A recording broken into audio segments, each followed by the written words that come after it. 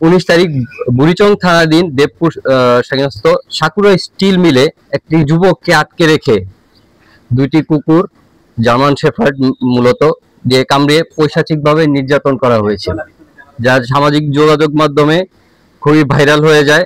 এবং যুবকের নাম হচ্ছে জয়চন্দ্র সরকার। তিনি ব্রাহ্মণবাড়িয়া জেলার কসবা থানার বিষ্ণুচন্দ্রের ছেলে। তিনি বর্তমানে কুমিল্লা জেলার বুড়িচং থানার সাহেববাজার এলাকার ভাড়া বাড়িতে থাকেন এবং ভাঙাড়ির ব্যবসা করেন।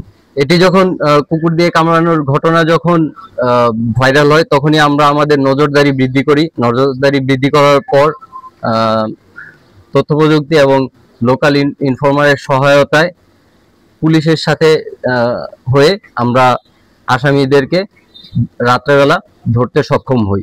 ইনিশিয়াল প্রাথমিক প্রতিবেদনে জানা যায় যে এই স্টিল মিল কোম্পানিতে 2 মাস আগে একটি ডাকাতির ঘটনা সংঘটিত হয়েছিল। এরপর থেকে তারা সেখানে 3টি জার্মান শেফার্ড কুকুর রেখেছে, যাতে এই ধরনের অনাকাঙ্ক্ষিত ঘটনা এড়ানো যায়। পরবর্তীতে 12 তারিখে এই স্টিল মিলে তামার তার চুরির একটি ঘটনা সংঘটিত হয়। এর পরবর্তীতে গতকাল জয়চন্দ্র সরকার যখন স্টিল মিলের সামনে যায়, স্টিল মিলের এখানে দুপুরের দিকে যায়, সে তার ভাঙাড়ি গাড়ি নিয়েই যাচ্ছিল এবং নিয়ে যাওয়ার পরে পেছনের দিক দিয়ে ঢোকার পর তাকে চোর সন্দেহে তারা আটকায়। আটকের পরে তারা তাকে বেদমভাবে প্রহার করে এবং তার দিকে কুকুর লেলিয়ে দেয়।